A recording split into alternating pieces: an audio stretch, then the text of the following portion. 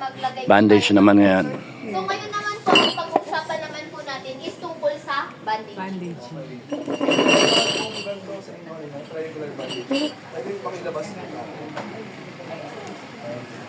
Ay, nasingahan na. So, ang purpose po nito is, first, may sugat, may bleeding. Sa'yo na. So, ang gagawin po natin is control the bleeding. Palit tayo. And of course, prevent infection po. Joke. Ang use din po nito, especially kapag itakbo po yung patient, mabilis po ma-identify ng mga nurses kung saan po yung sugat ng patient natin. Okay.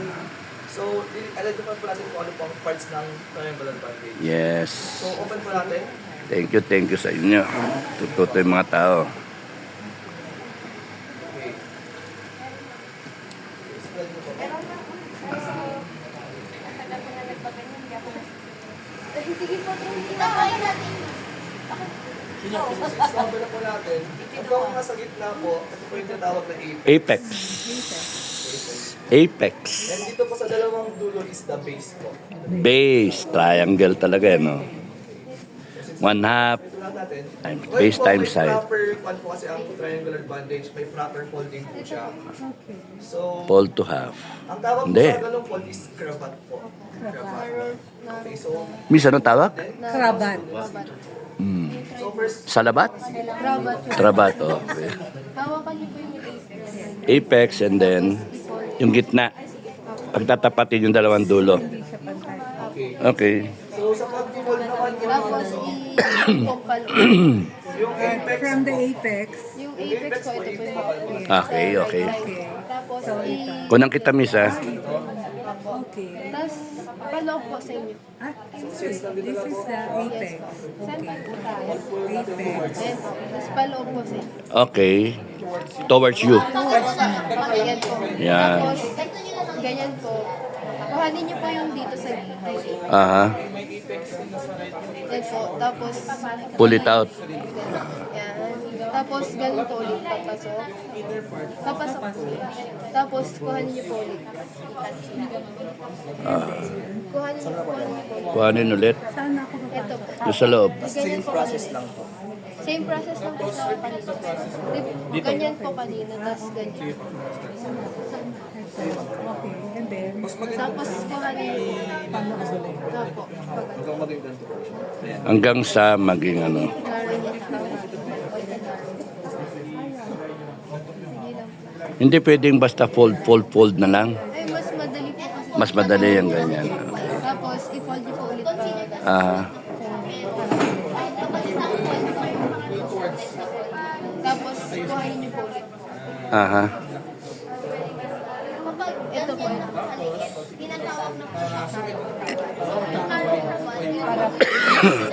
Mas magiging ganito na po. Excuse me. open. Ay, Hala. ulit po natin. Sabotahe yan, no? Oh. Yeah, pero ang ganda, natututo. Again. So, ito yung... Okay. Yan. Ganito na lang. This is your apex. Ito. Right? No, this Mali. is your apex. Oh, Ito, yan. ito tong apex.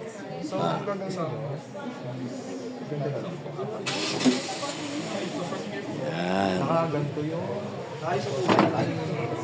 Yan. Yan.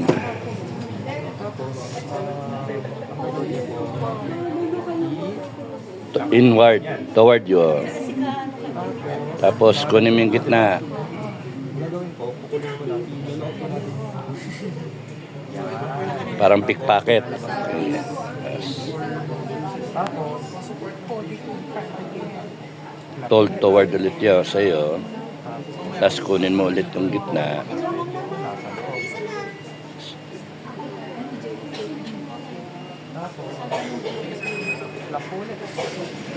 Pull toward you.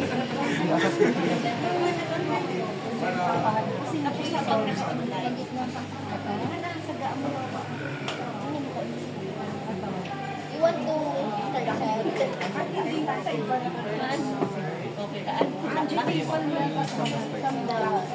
start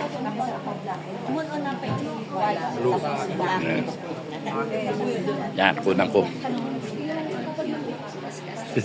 Okay na po ba?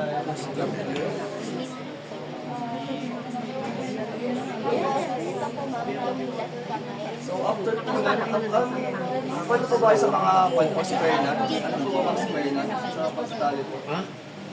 Okay po ba sa square nut? Para makain din. Okay po ba?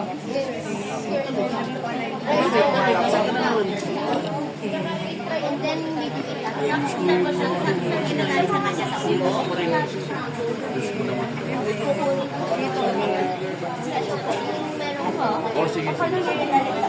Miss Aminato.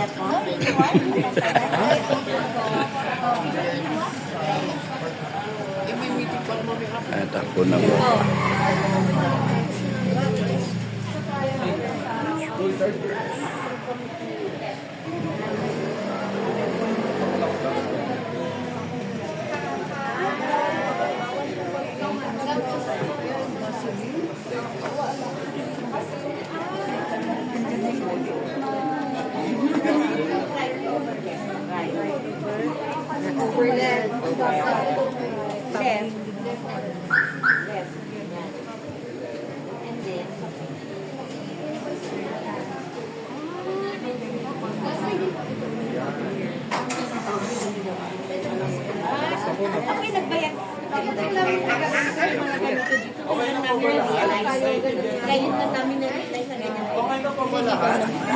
Ah, sige po.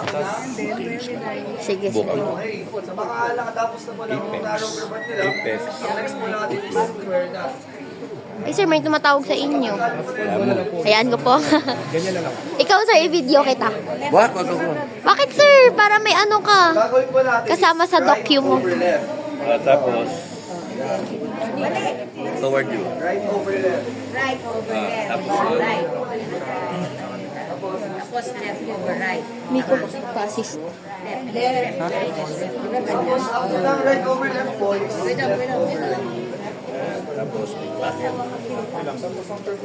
Ayaw.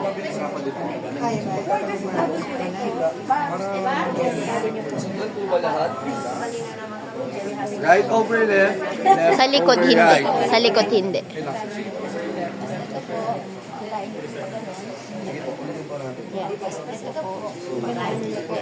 Right over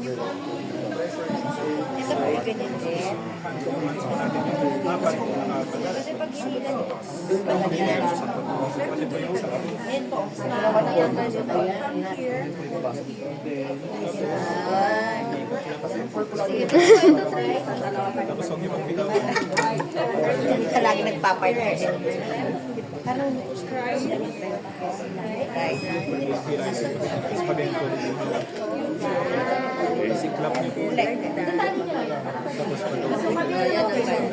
Ganyan, di ba? Okay, ganyan. And then, left. Left. And then, ganyan.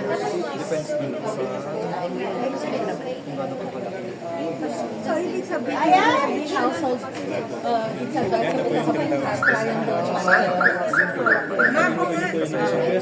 tignan mo. Kapag pinawisin ka, yun hindi ka sa church. Boys Scout naman natin kayo, sir, dati. Alam niyo na, sir. military pa nga. Military. Ay, military pala si sir. Military king pa yun. Gusto mo ano, laki ng pinagbago. Tapos sabay sasayaw ka rin. Belly dancing. Ilalive ko yan. Ay, sorry sir. Wala na sir, nakita na. Ang angas ng military natin.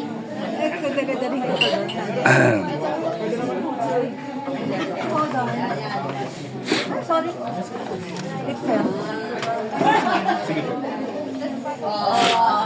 Kailangan pala yung gano'n.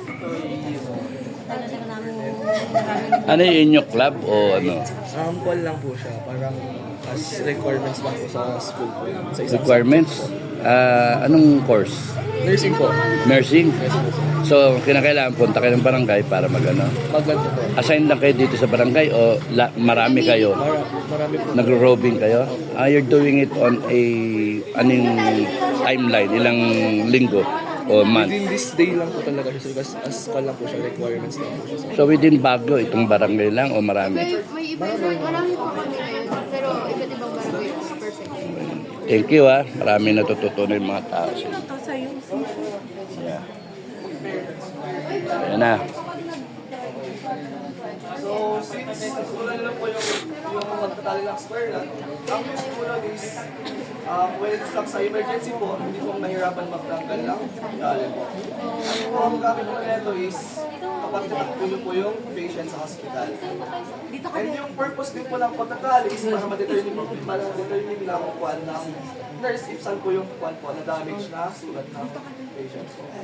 Okay, example po, may nasugat si patient sa forehead niya. Bandaging po. Pwede na po kami ito sa mga pairs na lang po, mag-pair po tayo para habang nag-discuss po is ginagawa nila po siya. Pair po. Ayan, teka. Mag-spread po tayo para mabilis. Pwedeng talagang paduguin natin yung ulo. Takta naman ulo mo So, ang first na injury po natin forehead, sa noo. No. So since na-discuss na po yung proper paano po di ba mabilis na sugat, ang next procedure po doon is yung vaccine po lang sugat. Kasi, you to it na taling yung ulo. Abangan mo mga video kasi meron pa tayo. Taling yung ulo ng pair. Yung follow her. Sige po, we can pair sa mga students, sa mga kasama Ay, po. ba tagal na akong dinino. Oo. Ilang years? Last one na punta kami dyan sa Manor pa pala yung basta yun. Sige, MJ, go! Kasama po step by step po tayo, sabay-sabay tayo magagawa.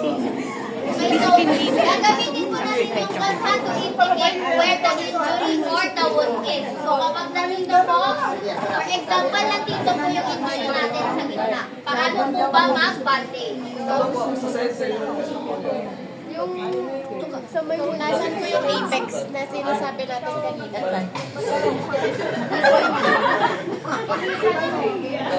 So yung apex pointed pababa.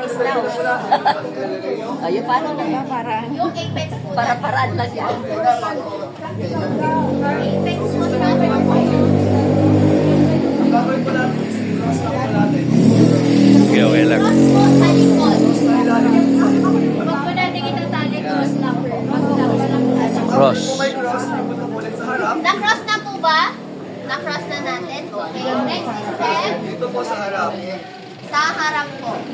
Tapos, after this po, dito po lang gagawin yung square natin. Square nut. Right over left, left over right.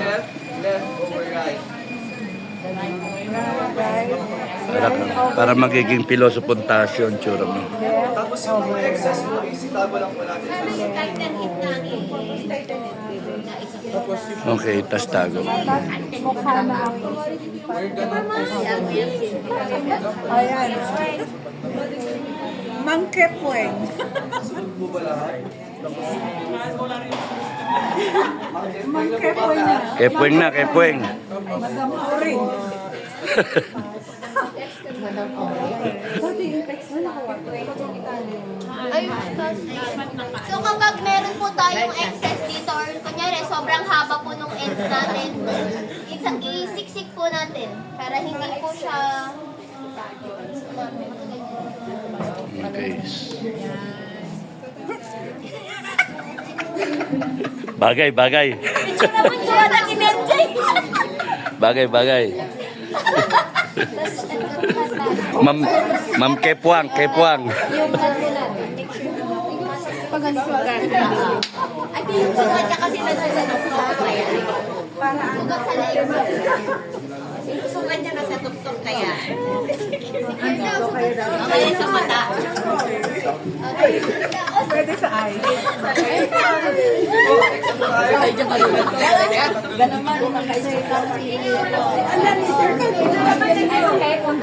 Okay na po ba? Ganawan po tayo. Nagets na po natin yung sa forehead injury natin, paano mag-bandage doon. Yes, ma'am. Next na po tayo.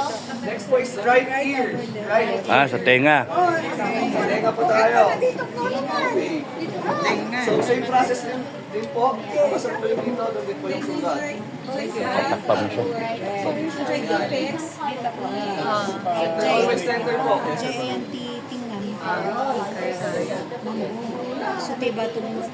Right ear ang Okay, sugat. so kung ang problema po nasa right ear, yung apex natin nasa right ear din, ha? Ito po ah.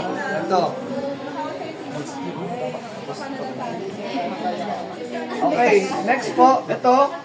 Right. Ito mo sa baba. Dito po, paganon. Yung apex. Kasi magro-rotate po siyang paganyan, paganyan. Sa bandang side po. Nakasunod po ba? Tapos, After po lang, dito po paikot. clockwise. Tapos nun, ganun. So, dito pa lang po, makikita po natin kung gaano ka-importante na dapat alam po natin yung proper way ng square knot natin. Kasi Yes, sa ma'am. bandaging po natin, lagi pong square knot yung ginagamit natin para i-secure po. After po lang, Yes, po yung ma'am. sugat. Yes. Hindi Yung pwedeng, sabi ko kanina na, pag ganito po yung square knot, alam ko lang mga doctors, andun po yung sugat ng patient. okay. Gagawin po natin is square knot po right over left, then left over right po siya. Gaano Pag kahigpit? po ng square knot, mabilis lang po siyang tanggalin. Yung, Gaano kahigpit?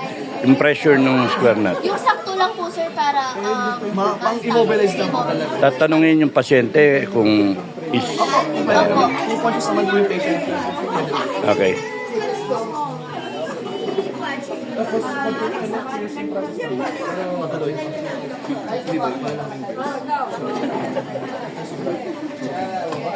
Okay, nakafollow po ba yung lahat?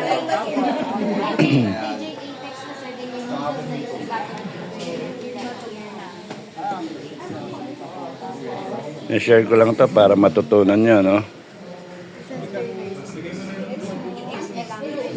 Ay, ma'am! Parang akala ko gipin ang masakit. Di ba? Ito po yung tenga ko. Sandali, yung pagtanggal ito po yung square knot. Kapag square knot po kasi, tas hinila natin, natatanggal agad siya. Okay, so... Yes, sir. Yeah, okay. Very good. Very good, very good.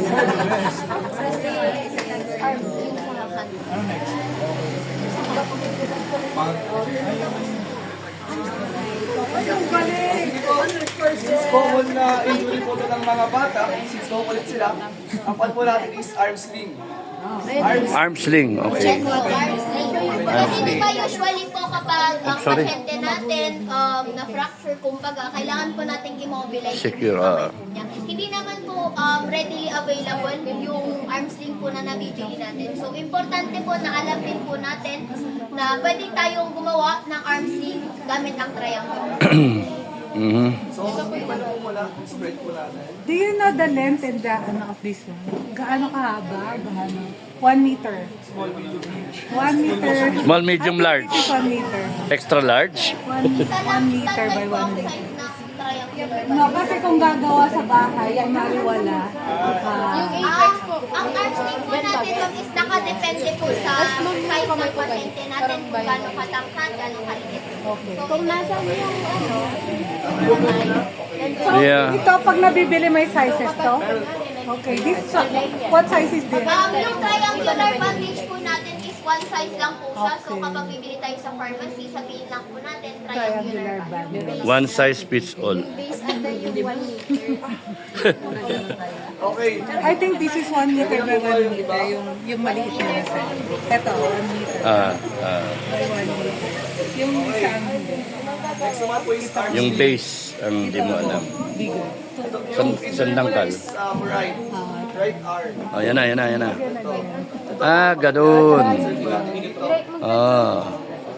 Tapos, the apex is where the damage is. Okay. Tapos, ito nga sa baba po, dito sa kabila. ang galing naman. Sorry. Ganito po yung tsura niya. Yes, Oh, sir. pwede ito. Okay. Ay, yung DX60 nyo? Saan yung...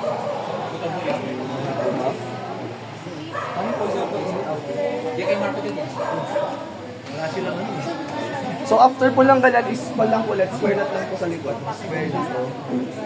Okay. Palabas. Ipa-fold mo. Square na ulit sa likod.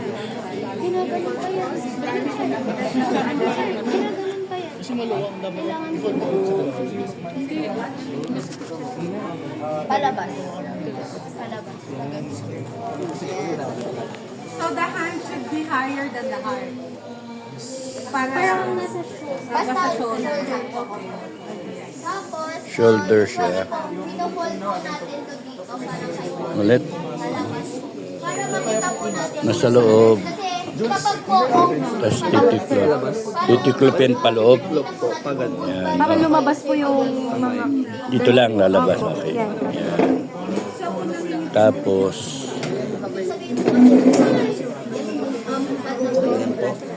So, tapos dito naman po, check lang po natin yung level po ng kamay niya na dapat comfortable pa rin po yung kamay na habang naka-bandage po siya. yes. palabas. Palabas po. Ganyan po.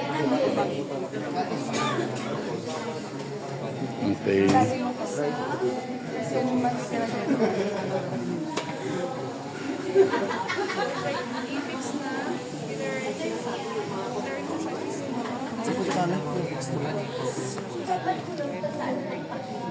Aha. Install lang sa loob. Yan, gagawin dun sa corner. Iikot-ikot. Paano ikot siya? Clockwise, counterclockwise. Kahit ano po. Kahit ano. Basta Okay. ma-tighten po siya. Kahit para ma-immobilize Para po. hindi lalagpas to, no? Tapos iloload nyo lang po. Papa, Iloload loob. mo lang po. Ganyan. Ah, okay. Para malinis po siya. Hmm. Natin po siya. Firm na object na kaya mo itali Eh, tingnan niya. Bis, masakit. Okay, galing. ilalagay mo dito pang support lang nung para di siya mag- Next, Richard. Super sakit. Happy yung mga tao. Oh, ma'am, meron na naman. Fractured po. Fracture. Masyadong malikot. Kasi mamaya yung paa na. Yung katawan. Paa sa gitna. Ano yung mga senior kayo? Oy, hindi pa kami senior. Junior pa kami. Okay, ma'am. Hindi lang yung mga hair namin. Ako nga, 35 age group. Tapos po maglarong naman ulit tayo. Next procedure po tayo. Oh, kinig.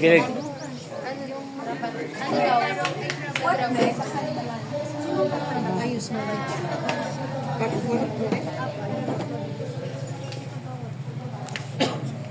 Dapat ako.